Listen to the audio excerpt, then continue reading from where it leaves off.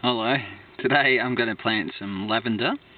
Now bear with me because I'm going to have to run around and go to the other side of the garden bed.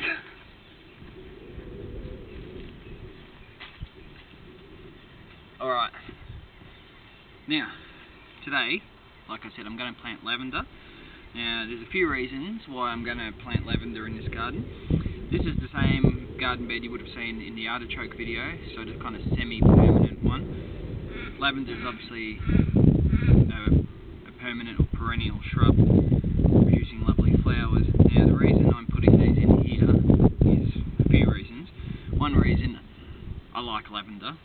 Another reason is that I want the flowers because I'm going to make a few things out of them inside when they do actually grow. And another reason is highly scented things like lavender and other flowers bring bees into the garden and help with the cross-pollination of everything. So if you want all your stuff pollinated, all my fruit trees are pretty close by. The smell of all the flowers and the blossoms bring them in anyway, but there's no harm in having a few things like this in your garden, high scented, high smelling things, just to make sure that the bees don't kind of miss the target of your garden. So I'll show you, I've got some here. Now, firstly, lavender is one of those things in Australia anyway.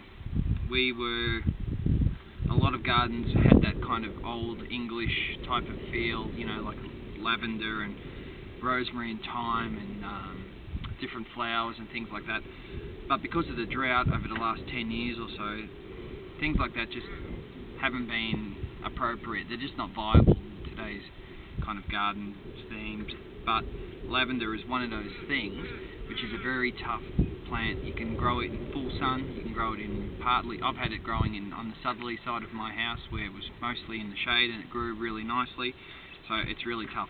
Look after it initially, water it, feed it, prune it properly, and you'll be right. Now, the other thing, now that I mention it, with pruning, is a lot of people don't get lavender or are kind of hesitant to get it, is because they've seen it in someone else's garden and it's very old looking and woody and dead kind of looking. It just kind of has, just the outer rim has actually got the green on it. Now the reason for this is lack of pruning. So obviously your lavender will produce flowers. As soon as the flowers die off and finish, prune it back really hard. You can prune it back as hard as you like and it'll pop back up again next spring. So when it finishes flowering, prune it back. Try and keep it to one kind of shape. If you've got, say you had one about so big, and you just let it grow and grow and grow and it grew out, you'd find that if you kind of pulled back the branches, the inner part of it would actually just be all died off due to lack of sunlight, etc. So give it a good prune back after it's finished flowering, and then when spring rolls around again, that kind of post-production process or new production process of spring will actually just bring out the new shoots will be out, the new branches will be out. Sorry about the wind.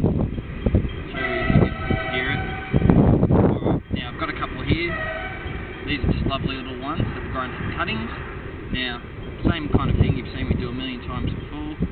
Tease out the roots a little bit. Now, from here, careful not to break any of the branches when you do this, but just try and grab it nice and gently. Hold it at the main stem. Put it in. Pat it in nice and round. Put it down so you're actually getting rid of any air pockets.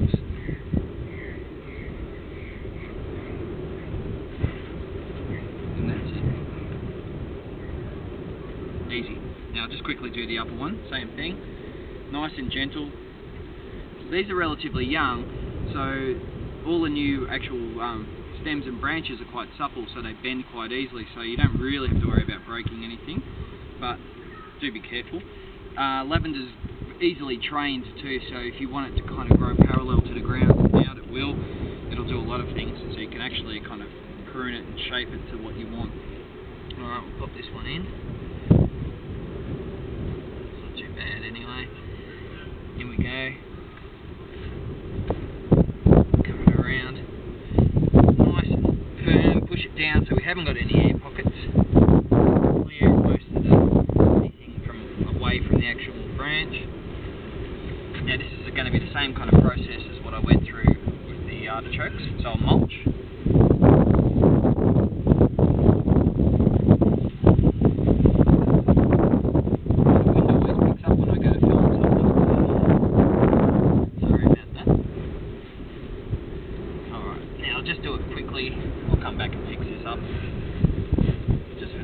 video.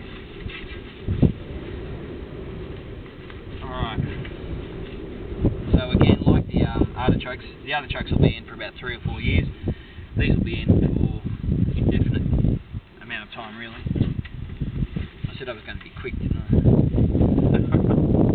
I'm leaving a bit of space because I'm going to come back and plant something else in here. Now, just feed them with a normal fertiliser, that organic one that you see me using in all my videos, I'm going to use on these. Don't have any major requirements with lavender. Keep the water up to them in dry periods, although they are very tolerant. Give them a good feed in spring and summer, especially when around summer when they're full of flowers. Just sprinkle a bit around. And give it a good water in. And I'm using the same water I had with the artichoke, so it's brown because it's got a bit of fertiliser in it. And away you go.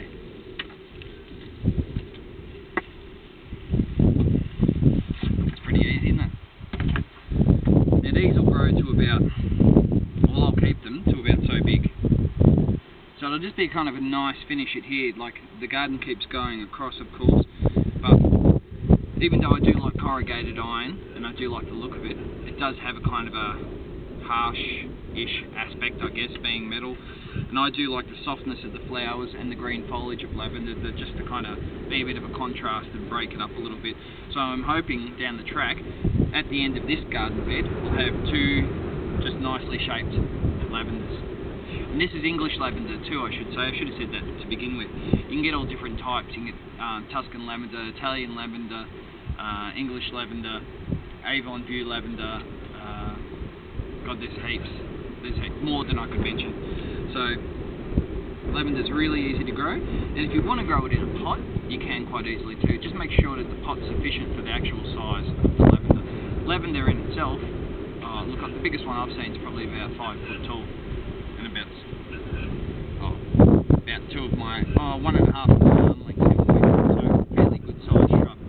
So make sure that if you do keep it in a pot, you can actually, if you're going to keep it in a pot, you might as well just get the dwarf or the miniature ones. You can get miniature versions of lavender as well, and you can get different colours. You can get pink, you can get white as well. Alright, any questions?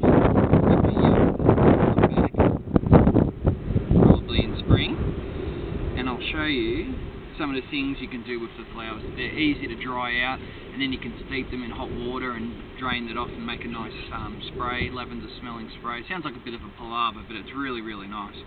Cool. Alright, now give me a couple of seconds because I've got to run back around again and turn the camera off. Any questions, just email me, alright?